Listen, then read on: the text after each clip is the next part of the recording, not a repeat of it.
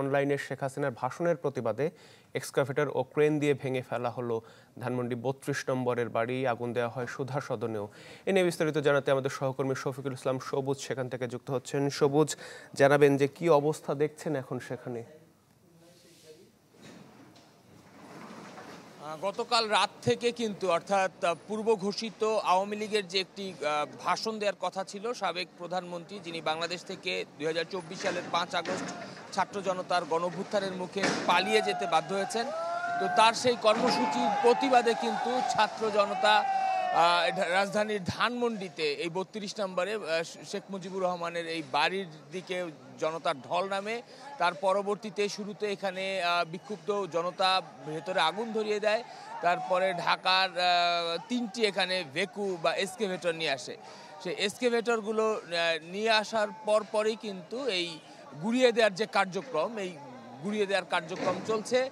এখন যে চিত্র আমরা দেখছি, যদি ঘড়ির কাঁটার হিসাব করি তাহলে বলা চলে ৮ ঘন্টা হয়ে গেছে, ৮ ঘন্টা পেরিয়ে গেছে যে এখানে এক্সকেভেটর দিয়ে আসলে এই ধানমন্ডি ৩২ নম্বরে শেখ মুজিবুর রহমানের যে বাড়িটি ছিল সেই বাড়িটি কিন্তু গুড়িয়ে দেওয়া হচ্ছে। এবং এই ঘটনার প্রেক্ষাপট হচ্ছে গতকাল আওয়ামী লীগের যে ফেসবুক পেজ, সেই ফেসবুক পেজে ঘোষণা দেওয়া হয়েছিল যে সাবেক প্রধানমন্ত্রী ৫ আগস্ট ছাত্র জনতার তোপের মুখে বাংলাদেশ থেকে যিনি পালিয়ে গেছেন সেই প্রধানমন্ত্রী ভাষণ দিবেন, কিন্তু তার সেই ভাষণেও কিন্তু ন্যূনতম অনুশোচনা বোধ কিন্তু আমরা দেখিনি।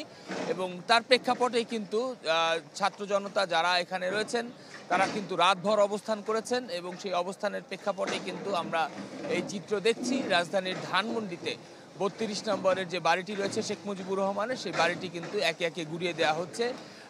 বলা চলে পুরো বাড়ির ৩ ভাগের অর্ধেক অংশই কিন্তু গুড়িয়ে দেওয়া হয়েছে। এবং রাতভর তো এখানে উৎসুক মানুষজন ছিলেন।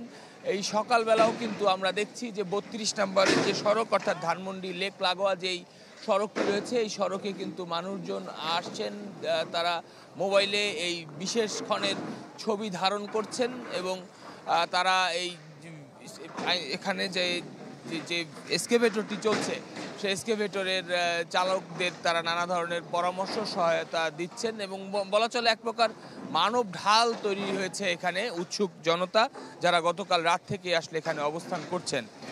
তো যে বাড়ির চিত্র যদি আপনাদেরকে বলি, বাড়িটি হচ্ছে ৩ তলা বাড়ি।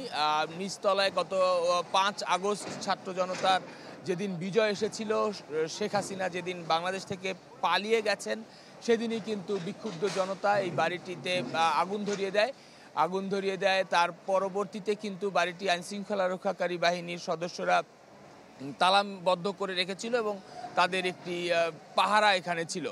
তো গতকাল যখন শেখ হাসিনা গণমাধ্যমের বা ফেসবুকে বক্তব্য দিবেন, এই বক্তব্যের প্রতিবাদে কিন্তু আমরা দেখেছি যে দুপুরের পর থেকেই সামাজিক যোগাযোগ মাধ্যম সহ নানা জায়গায় ঘোষণা দেওয়া হচ্ছিল যে যিনি যার হাতে বা যার নির্দেশে জুলাই আগস্টে ২০০০-এর বেশি মানুষের প্রাণ গেছে, ২০,০০০-এর মতো মানুষ আহত হয়েছেন, ন্যূনতম অনুশোচনা কিংবা ন্যূনতম ক্ষমা প্রদর্শন তাকে করা হবে না।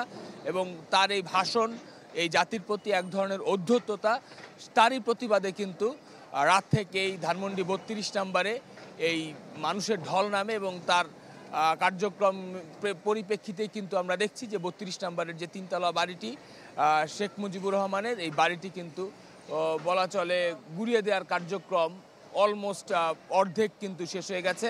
আমাদের যে অভিজ্ঞতা, বিভিন্ন উচ্ছেদ অভিযানে গেলে বড় বড় ভবন ভাঙার যে চিত্র আমরা দেখি, সর্বোচ্চ এখন যে অবস্থা রয়েছে আর ঘন্টা ২ থেকে ৩ লাগতে পারে, সকাল ১০টার মধ্যে হয়তো পুরো ধানমন্ডি ৩২ নম্বরের যে বাড়িটি রয়েছে এই বাড়ির গুড়ানোর কার্যক্রম শেষ হয়ে যাবে।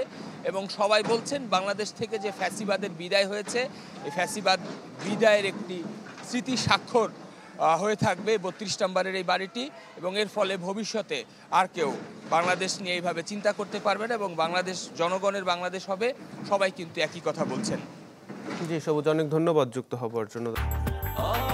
ব্রেকফাস্ট, টিফিন কিংবা স্ন্যাক টাইমে মজাদার আয়োজন মানে অল টাইম ব্রেড।